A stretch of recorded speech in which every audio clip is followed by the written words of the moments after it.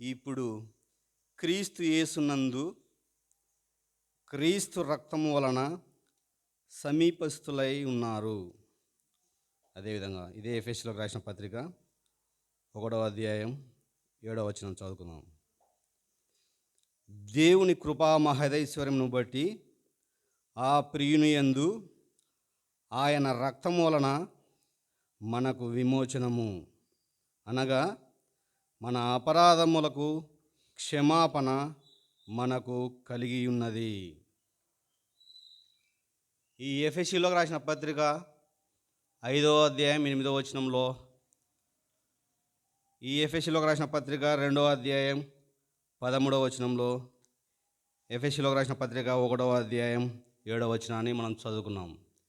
ఈ 3 వచనాలను మనము జ్ఞాపకం చేసుకుంటే ప్రభువారు మానవుని కొరకై ఆయన చేసినటువంటి ఆ గొప్ప త్యాగాన్ని జ్ఞాపకం చేయబడుతుంది. మొదటిగా చూస్తే ఇక్కడ 5వ అధ్యాయం 8వ వచనంలో, మునుపు మీరు పూర్వమందు చీకటి అయి ఉంటిరి, ఇప్పుడైతే ప్రభువునందు వెలుగై ఉన్నారు. ఈ మాట మనము జ్ఞాపకం చేసుకున్నట్లయితే మానవుని యొక్క జీవితము ప్రభు సన్నిధిలో ఉన్నప్పుడు మొదటి దంపతులైనటువంటి ఆదిమ పురుషులైనటువంటి ఆదము అవ్వ గారు ప్రభు సన్నిధిలో వాళ్ళు ఉన్నప్పుడు ఆ సన్నిధి, దేవుని సన్నిధి ఎలాంటిది అంటే అది తేజోమయమైనటువంటిది, అది వెలుగు కలిగినటువంటిది. మన ప్రభు అయిన యేసు దేవుడు ఆయన ఎలాంటి దేవుడు అంటే ఆయన సమీపింపరాని తేజస్సులో తాను మాత్రమే వసించుచు అమరత్వము గలవాడై ఉన్నాడు. అంటే ప్రభువారు ఆయన ఎంత తేజోమయుడో, ఆయన ఎంత వెలుగై ఉన్న దేవుడో. అక్కడ మనం పాత నిబంధన గ్రంథంలో చూస్తే ఆ దేవుని యొక్క ముఖ దర్శనాన్ని చూడలేకపోయాడు మోషే భక్తుడు. ఆ దేవుని సన్నిధిలో ఉండి గడిపి ఆయన వచ్చినప్పుడు కూడా మోషే యొక్క భక్తుని యొక్క ముఖ ప్రకాశము అక్కడ ప్రకాశించింది. అంటే మన దేవుడు ఎంత గొప్ప దేవుడు, ఆయన మహా తేజస్సులో ఉన్నటువంటి దేవుడు అన్న విషయాన్ని మనం జ్ఞాపకం చేసుకోవాలి.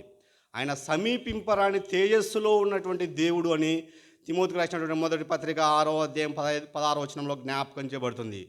అంత గొప్ప దేవుడు మానవుని యొక్క జీవితం ఏమైపోయింది అంటే మీరు పూర్వమందు చీకటి అయి ఉంటిరి అన్న విషయాన్ని మనం జ్ఞాపకం చేసుకోవాలి. నిజంగా అక్కడ ఆదాము అవ్వలు దేవుని సన్నిధిలో ఉన్నప్పుడు అది ఎంతో ప్రకాశంతో అక్కడ వారు జీవిస్తూ ఉన్నారు.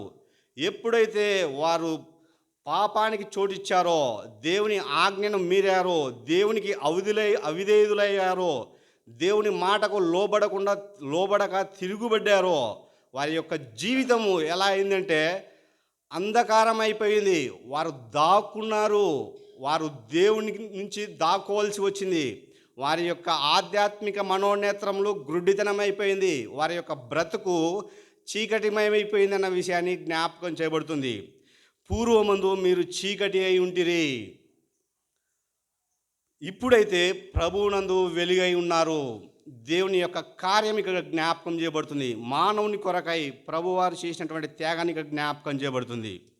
అదేవిధంగా ఎఫెసీయులకు రాసిన పత్రిక 2వ అధ్యాయం 13వ వచనంలో చూస్తే, మునుపు దూరస్తులైన మీరు ఇప్పుడు క్రీస్తు యేసునందు క్రీస్తు రక్తం వలన సమీపస్తులై ఉన్నారు. ఎప్పుడైతే మానవుని యొక్క జీవితము అంధకారమైపోయిందో, మానవుడు దేవుని సన్నిధిని కోల్పోయాడు, దేవునికి దూరమైపోయాడు, దేవుని సన్నిధి నుంచి వెలివేయబడ్డాడు. మహా తేజస్సులో ఉన్నటువంటి ఆ దేవుని సన్నిధిలో జీవించవలసినటువంటి మానవుని యొక్క జీవితము అంధకారమైపోయి దేవునికి దూరమైపోయినటువంటి స్థితి ఇక్కడ జ్ఞాపకం చేయబడుతుంది. మునుపు దూరస్తులైన మీరు ప్రభువారు మానవుని కొరకై చేసినటువంటి కార్యం ఇక్కడ జ్ఞాపకం చేయబడుతుంది. ఇక్కడ మొదటి అధ్యాయం 7వ వచనంలో చూస్తే, దేవుని కృపా మహదైశ్వర్యమును బట్టి ఆ ప్రియుని యందు ఆయన రక్తము వలన మనకు విమోచనము, అనగా మన అపరాధములకు క్షమాపణ మనకు కలిగి ఉన్నది. ఇక్కడ దేవుని యొక్క ఎంత గొప్ప కృపను మానవుని పట్ల చూపించాడో జ్ఞాపకం చేయబడుతుంది. ఆ మహాదేవుడు తన యొక్క ప్రేమను మానవుని పట్ల చూపించినటువంటి కార్యం జ్ఞాపకం చేయబడుతుంది. నిజంగా దేవుడు మానవుని జీవితము అంధకారమైపోయింది. మానవుడు దూరం అయిపోయాడు. మానవుడు పాపానికి గురి అయిపోయాడు. పాపానికి బానిస అయిపోయాడు. పాపానికి లోనైపోయాడు. పాపం అనే దాస్యానికి బానిస అయిపోయాడు. అలాంటి స్థితిలో ఉన్నప్పుడు దేవుడు మానవుని పట్ల ఆయన చేసినటువంటి కార్యం ఎలాంటిది అంటే, దేవుని కృపా మహదైశ్వర్యంను బట్టి ఆయన ఎంత గొప్ప కార్యాన్ని మానవుని పట్ల చూపించాడో జ్ఞాపకం చేయబడుతుంది. ఆయన కృపా మహదైశ్వర్యమును బట్టి ఆ ప్రియుని యందు దేవుడు తన అద్వితీయ కుమార్ని, తన ఏకైక కుమార్ని, తన ప్రేమగల కుమార్ని మానవుని కొరకై ఆయన పంపబడినటువంటి కార్యం జ్ఞాపకం చేయబడుతుంది. ఆ ప్రియుని యందు ఆయన రక్తం వలన ఇక్కడ మనం చూస్తే ప్రభువు మానవుని కొరకై ఆయన ఎలాంటి కార్యం చేశాడు అంటే, మానవుని యొక్క జీవితము మొదటిగా ఆ దేవుని సన్నిధిని కోల్పోయినటువంటి మానవుని జీవితము అంధకారమైపోయింది. ఆ అంధకారము చీకటి అయిపోయింది. మీరు పూర్వమందు చీకటి అయి ఉంటుంది అంటే, చీకటిలో ఏ మానవుడు కూడా తాను ఏ పని చేస్తున్నాడో కూడా తెలియని స్థితిలో ఉండే జీవితము చీకటి జీవితము.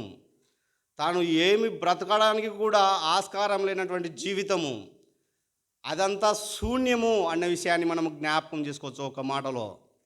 అంటే మానవుని యొక్క జీవితము అంధకారమైపోయినటువంటి మానవుని జీవితము, దానికి చలనం లేనటువంటి జీవితము,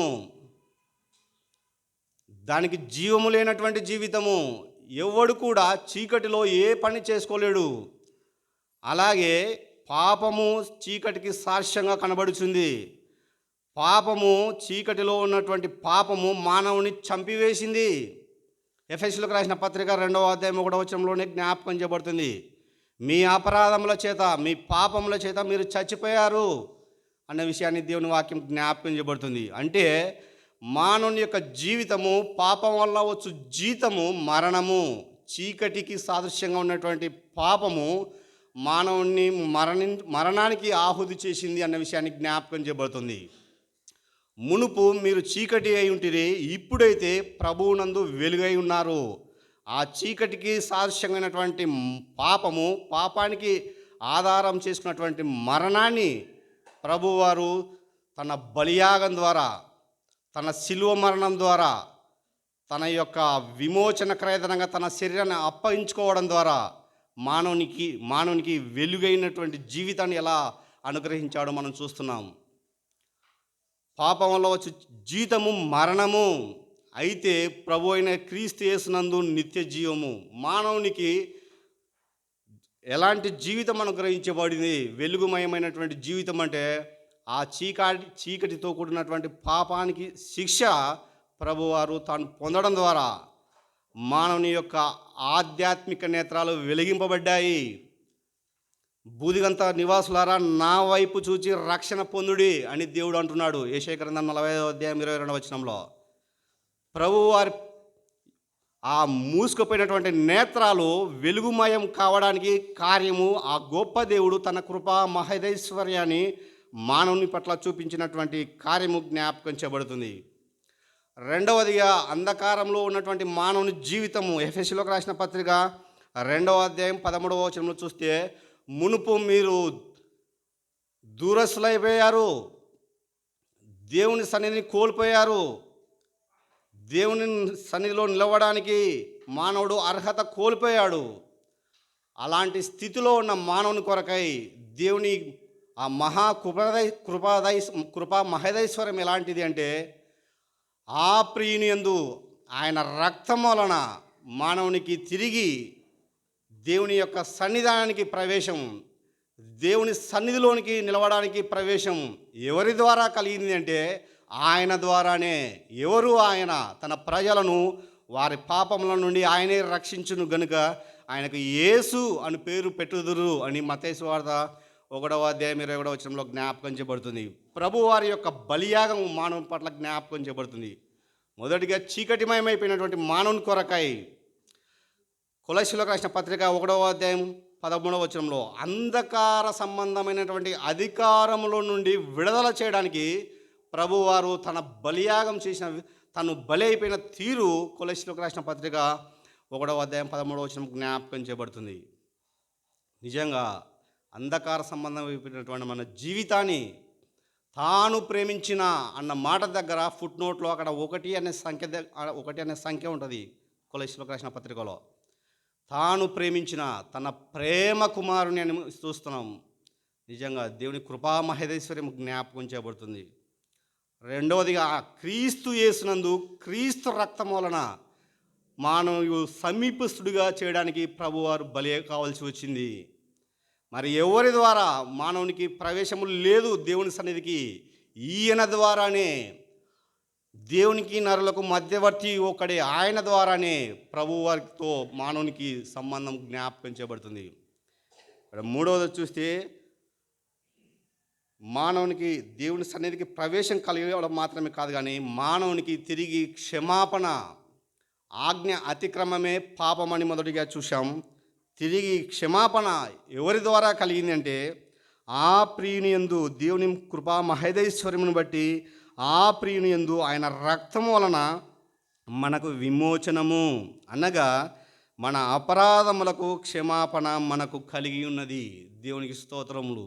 ఆ ప్రభువారి బలియాగం ద్వారా మనకు ఎంత గొప్ప రక్షణ అనుగ్రహింపబడిందో చూస్తున్నాం. కాబట్టి ఆ దేవుడు మన కొరకై చేసినటువంటి ఆ త్యాగాన్ని, దేవుడు మన కొరకై చేసినటువంటి ఆ బలియాగాన్ని, ఆ ప్రేమగల దేవుడు మానవుని తిరిగి తన సన్నిధానికి చేర్చుకున్నటువంటి తీరును మనము జ్ఞాపకం చేసుకొని మనసారా ఆత్మతో సత్యంతో మనము దేవుణ్ణి ఆరాధించబద్ధులమై ఉన్నాం.